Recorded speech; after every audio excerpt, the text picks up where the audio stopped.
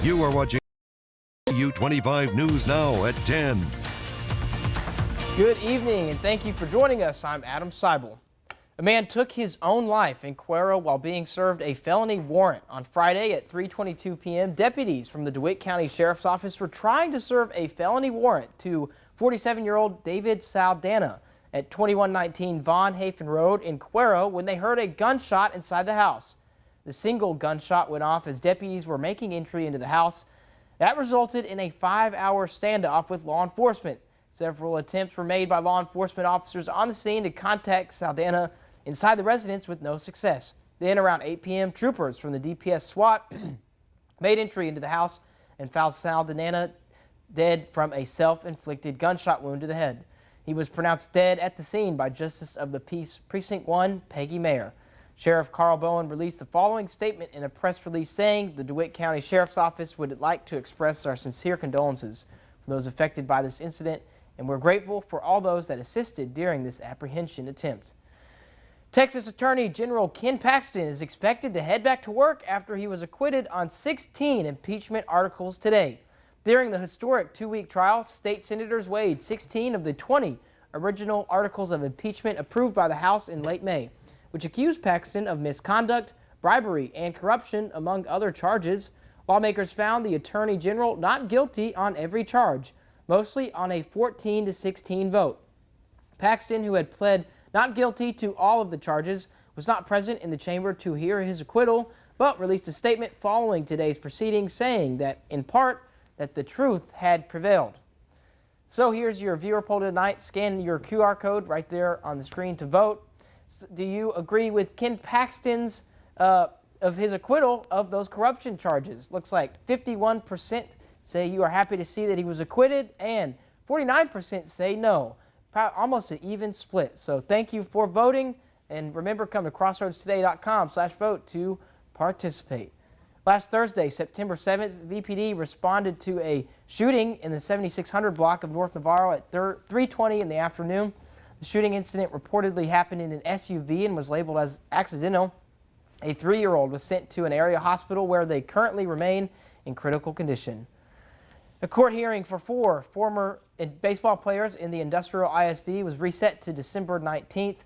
The 4 former students are accused of assaulting a player following a baseball game on April 27th. They are indicted on charges of organized criminal assault. All right, Howie, we saw something I hadn't seen in a long time, and that was a heavy downpour. You know, I didn't mind it too much, you know, getting kind of soaking wet, but I know we sure needed it. We needed it for sure, Adam. I mean, I'm on your side. I mean, I'm a meteorologist. I'm like, wow, lightning, thunder, rain. It's been a long time to see anything consistent in these parts with the weather pattern that we've had on display really since June 1st has kicked off. Now we had a line of showers. Everything's starting to break down a little bit. The boundary's pushing through. We had unstable air and moisture out ahead of this boundary, but things are starting to simmer. We could continue to see showers on and off until the front starts to pass out of the area tomorrow morning. I'll keep an eye on everything, but things at the moment look to be settling down. We are probably looking at cooler temperatures. We'll touch on that and the rain coming up in just a bit, Adam. All right, thanks, Howie. Now to the latest on the UAW strike and the negotiations between the big 3 automakers. United Auto Workers Union President Shawn Fain says he expects to be back at the bargaining table this weekend. Nearly 13,000 workers walked off the job, and the union says they will expand to other locations if their demands aren't met.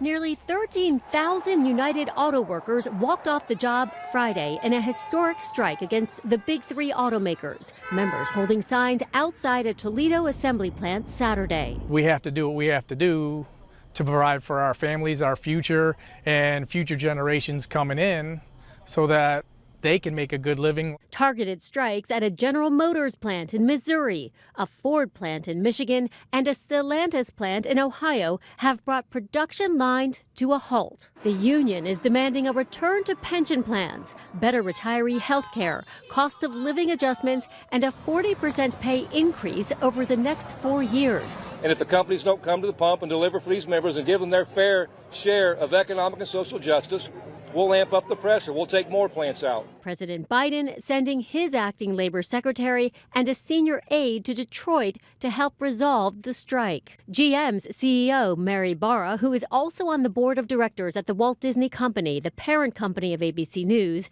saying her company is facing tough competition as it transitions to electric vehicles. Everybody has to understand the profits that General Motors makes, we reinvest in the business, we reinvest in our people to put new products, because having products that people want to buy is the way that we keep all of our assembly plants running. There were some negotiations on Saturday, a UAW source telling ABC News the union had reasonably productive conversations with Ford. Stellantis, owner of Chrysler, revealed its most recent offer to the union, a nearly 21% increase for hourly wages, putting it roughly in line with offers from Ford and GM. The strikes are already having a ripple effect, Ford announcing 600 layoffs, while General Motors says 2,000 workers at its Fairfax assembly plant in Kansas could be idled as soon as next week. Allison Cossack, ABC News, New York. The hackers believed to be tied to a major cyber attack that has disrupted several casinos and hotels in Las Vegas are part of a cyber crime clique known as Scattered Spider. Both Caesars Entertainment and its rival, MGM, were both victims of cyber attacks. Scattered Spider is considered a small yet prolific crew whose members have also hit other major U.S. companies in the past year. The group has been able to talk their way into accessing computer networks, according to cybersecurity experts and a person familiar with the hacks. This group's entry points can be decidedly low-tech, with tactics using only phone calls and online chats with tech support. Members of Scattered Spider appear to be native English speakers, which differentiates them from the many cyber crime groups that are made up of Russians and Eastern Europeans. An FBI spokesperson said that the agency is actively investigating the incidents, but did not provide any additional information. Grab your cell phone, scan that QR code. That's a quick response code to download the Crossroads Today app, which allows you to watch us anytime, anywhere, and get breaking news alerts and vote in our viewer polls. Learn all about our ongoing contests right there on the app. You can also submit news tips and photos. Remember to subscribe to our YouTube channel, Crossroads Today. Hit the like button and click the notification bell. Stay with us. Coming up, newly released video of El Chapo's son being arrested has been made public. We could see some showers along the coast until that front finally pushes off tomorrow morning. We'll talk more about it coming up in just a bit.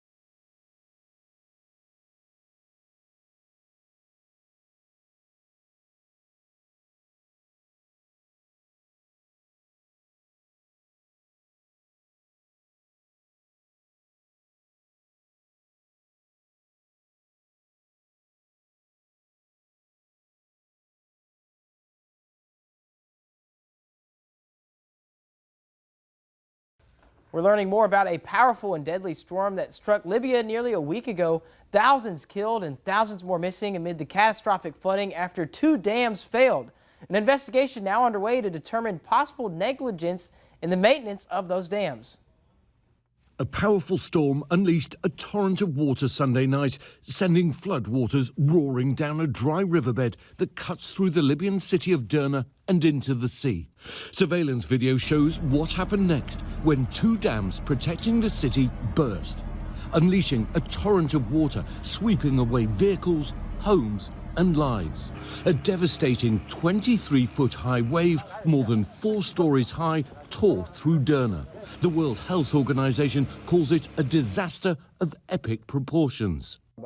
This man says the height of the waves reached the 4th floor, sweeping people from the tops of buildings. The Libyan Prime Minister now admitting there was failure to maintain the dams which were built more than 40 years ago. Prosecutors now say studies decades ago also showed cracks in the dams that could lead to their collapse. They're now investigating possible negligence to identify who was responsible for the lack of maintenance. Officials say at least 11,000 people were killed and thousands more men, women and children are still unaccounted for. The human loss is huge, and it's a very strong hit for the city of Derna and for Libya. Search teams have been clawing away at the mud and debris looking for victims. Abdul Salam lost his brother and his family. He wants the government to do more to help recover their bodies from under the rubble. What's now becoming clear in a country still in a deep state of shock is that this wasn't just a natural disaster, that perhaps it was also a man-made one. But for now, as the questions start to grow, people in Derna just down the road are simply focused on trying to find their loved ones. Ian Pannell, ABC News, in Benghazi, Libya. Actor and comedian Russell Brand is facing allegations of sexual assault, and now supporters as well as critics are speaking out. The British comedian has denied allegations of sexual assault against him that were published Saturday as a result of a joint investigation by the Times of London, the Sunday Times, and Channel 4 dispatches. NBC has not independently confirmed any of those allegations against Brand. Brand took to social media to deny what he called a litany of astonishing, rather barquet attacks. The allegations have people on both sides of the aisle chiming in. One person noted that they believe people will stick by Brand, and another person who attended his latest comedy show called the allegations concerning, although it did not deter them from attending his show. Son of drug lord El Chapo, Ovidio Guzman Lopez, has surfaced in America's fight against the cartel. Overnight, Ovidio Guzman Lopez, son of notorious drug lord El Chapo, arriving on U.S. soil after being extradited from Mexico on drug trafficking charges. Guzman Lopez was flown to Chicago, but is facing charges in multiple cities, including New York and Washington, D.C. Attorney General Merrick Garland releasing a statement saying this action is the most recent step in the Justice Department's effort to attack every aspect of the cartel's operations. The 33-year-old was captured by Mexican armed forces in January of this year and was wanted by U.S. officials since 2019. According to the charges, the cartel used chemicals shipped from China, which police say fueled the fentanyl crisis plaguing the U.S. His arrest set off a series of violent attacks between Mexican police and retaliating cartel members. Guzman Lopez's father, El Chapo, is serving a life sentence in the U.S. for multiple large-scale drug charges, murder conspiracy, and money laundering. And in a busy week for the El Chapo family, El Chapo's wife, Emma, was released this week from federal custody after serving nearly 2 years of her 3-year sentence, convicted of helping her husband run the drug cartel. Alex Murdaugh is attempting to get a new trial. The disgraced former attorney found guilty of murdering his wife and son, claiming there was jury tampering. This morning, a potential blow to Alex Murdaugh's bid for a new murder trial. The South Carolina Attorney General filing a response Friday, calling Murdaugh's motion for a new trial procedurally defective, asking the judge to give Murdaugh's attorneys 10 days to refile with evidence to support the defense's claims that the jury was tampered with by court clerk Becky Hill. What they're basically saying is we need to investigate. We need to figure out if the allegations are true. Murdaugh's attorneys say Hill advised jurors not to believe Murdaugh's testimony and also pressured the jury to reach a quick guilty verdict. All, they say, to secure for herself a book deal and media appearances that would not happen in the event of a mistrial. Guilty, guilty, guilty. Hill went on to publish a book called Behind the Doors of Justice, The Murdaugh Murders. We had gotten, some indication from folks in the courtroom that there was something untoward that had happened in the jury room. The Attorney General also raising questions about some of the allegations made by Murdaugh's team, saying there are significant factual disputes. Attorney Eric Bland, who represents 4 of the jurors, telling ABC News his client spoke with investigators on Thursday. I think they made a decision to vote Alex guilty based on their own intelligence and their own feelings. Murdaugh appearing in court Thursday for separate financial fraud charges. The disgraced attorney who was convicted in March already serving consecutive life sentences for the murders of his wife Maggie and son Paul. I would never intentionally do anything to hurt either one of them. Murdaugh taking the stand in his own defense in an explosive trial that lasted 28 days with over 75 witnesses. The state describing in chilling detail how they say Murdaugh killed his wife and son. She got mowed down by the only person that we have conclusive proof was at that scene just minutes before. The Attorney General says the Murdaugh team must show that this evidence in question was discovered after the trial took place, with the evidence strong enough to change the results if a new trial was granted. Jacqueline Lee, ABC News, Los Angeles. For more on today's news stories, come to crossroadstoday.com. Don't forget to submit your birthday wishes. Carolina Estrain will read them live on 25 News Now Sunrise. You can submit a local military hero so we can recognize them. All right, as our boundary pushes through, we could still see some more showers before the cooler air moves down. We'll talk all about it straight ahead.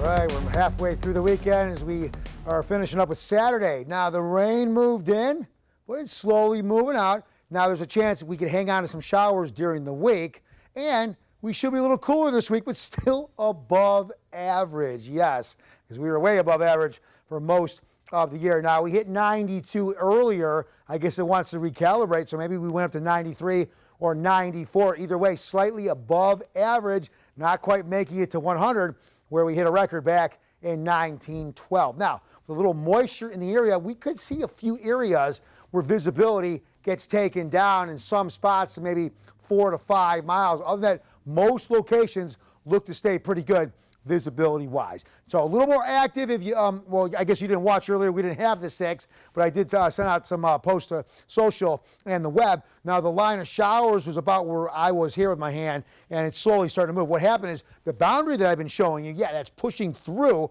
There's moisture and unstable air kind of meeting up with the boundary, and that has brought some thunderstorms to the area. But now, as the boundary continues to push out, we might see these showers along the coast overnight, and eventually the boundary will keep pushing out into the Gulf, and then, yeah, we should start to dry out. We'll go from cloudy skies to sunny skies, and then some of that cooler, dry, sinking air will move down from the north, and yeah, we should have slightly cooler temperatures as well. Here's our dew points, so pretty much in the 70s across the area. So we took on some moisture, but now that moisture's kind of get stripped from the area as that dry boundary, that cold front boundary, pushes through. All right, here's our future feel like. I mean, what do we see most of the year? 105, 112, 117. Yeah, we're not We're not in that neck of the woods anymore for the moment. And for the most part, those temperatures are behind us. We could have a few random days as the sun continues to shine down before making its way on its southerly journey, as we head into fall coming up pretty soon. Just a few days from now, actually. But yeah, we're still looking at some future feel likes, maybe in the mid-90s. So down, but still, yeah, pretty much on the uncomfortable side. But here's what our maximum heat index looks like for the future. Again, staying under 100, where we've been staying under 100 for the ambient temperature. Now these heat indices look to be getting held a little bit down as well. All right, here's the boundary I've been talking about. Boundary's pushing through. We can still see these showers along the front, but the front's going to push through. What's going to happen? Dry, cooler air. High pressure is going to make its way back into the area. I don't think we're going to completely see that dome and hot weather that we had. It will be warm, but what's going to happen is we can still see some moisture moving. We could see potential pop-up showers during the week, even as high pressure moves back into the area. Now, here's our future tracker. Most of the shower activity taking place along the coast, going to start moving up. And yeah, again, headed towards drier times. All right, here's our marine forecast. Water-wise coming down a little bit, 90 degrees, seas 2 feet, bays on the choppy side. So now we have Tropical Storm Nigel, we have Margot. Good news is you're staying out in the middle of the ocean. And then Category 5 just a week ago, Hurricane Lee. Yeah, moving into Canada and eventually moving out to sea, but going to bring some 70-mile-per-hour winds to areas of Canada. So, yeah, they could see some serious showers up there. 71 overnight. Tomorrow back up to 95. Got a 20% chance of rain before that boundary continues to push out into the Gulf. And looking ahead, look, our ambient temperatures are down. Our heat indices all staying under 100 really all week. So a little bit cooler, but, hey, we'll see some sunshine for a good portion of the week. For more weather, news, and sports, you can go to our app. That's at crossroadstoday.com. That is free on Android and iPhone. And now we go to Zach with sports. Thank you, Howie. Calhoun and Yoakum brought the fireworks in our game of the week. We'll have the recap coming up in sports.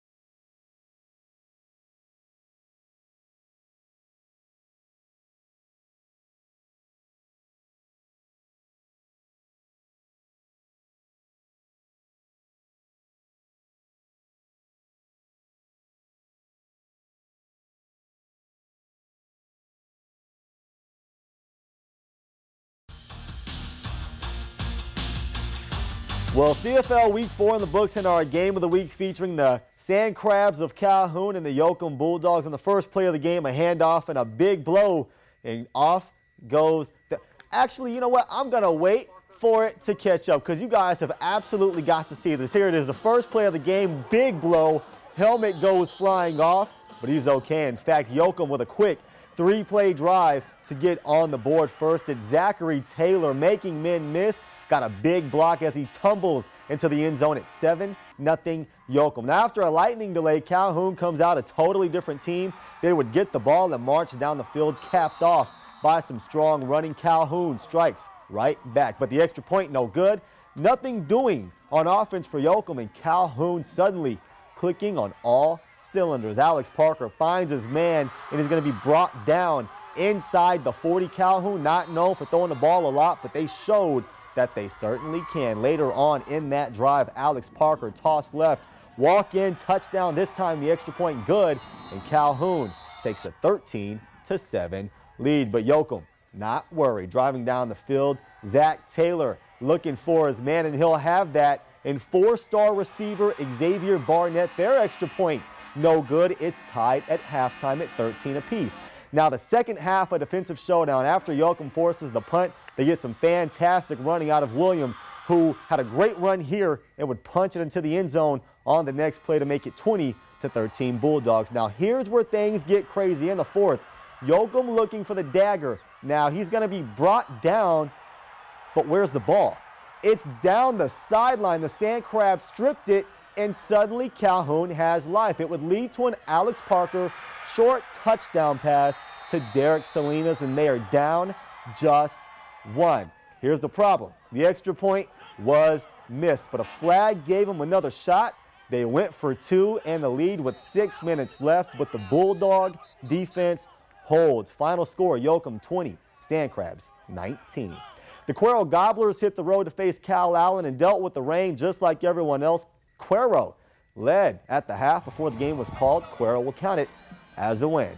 Now from the gridiron to the diamond, the Astros struggling against the 100-loss Royals. That's until Jose Altuve lines one off the foul pole. We're tied. The Astros would go on to lose 10-8. Yoakum football wasn't the only one to win. Their volleyball team swept the Hallettsville Brahmas. Gianna Phillips led the way with 10 kills to go along with 22 assists. Destiny Rios also in double digits with 14 of her own. Addison Picard, 6 kills, 10 assists. They are undefeated in district at 3-0. But Brahma Nation, former Hallettsville star Jonathan Brooks had over 160 yards today. That's it for your sports. Adam, back to you. All right. Thank you, Zach. Stay with us. We'll be right back.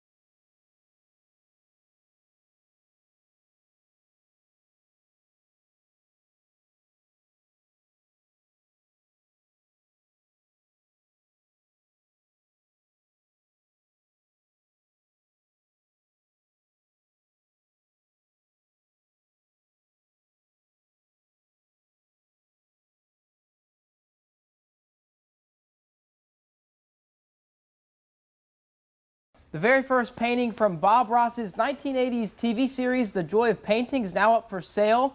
The original oil painting, A Walk in the Woods, is listed at $9.85 million.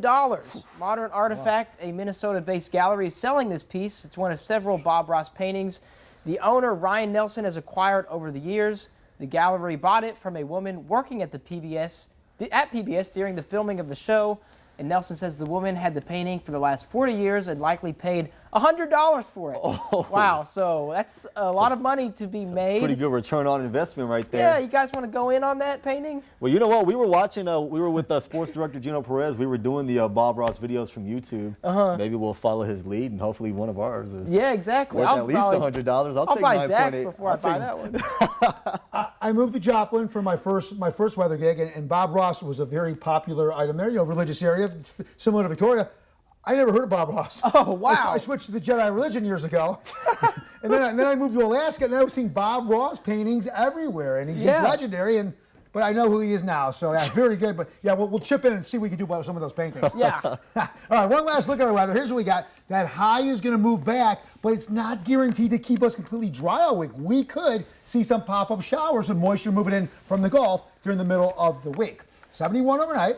drop down to, will rise up to 95 for tomorrow. Still a chance of early showers while that front starts to evacuate the area. And looking ahead, here is what we have. So maybe some early showers. I could probably take that alert day down, but hey, a little cooler this week. All right, well, thank you guys, and thank you for joining us. Have a great night, everyone.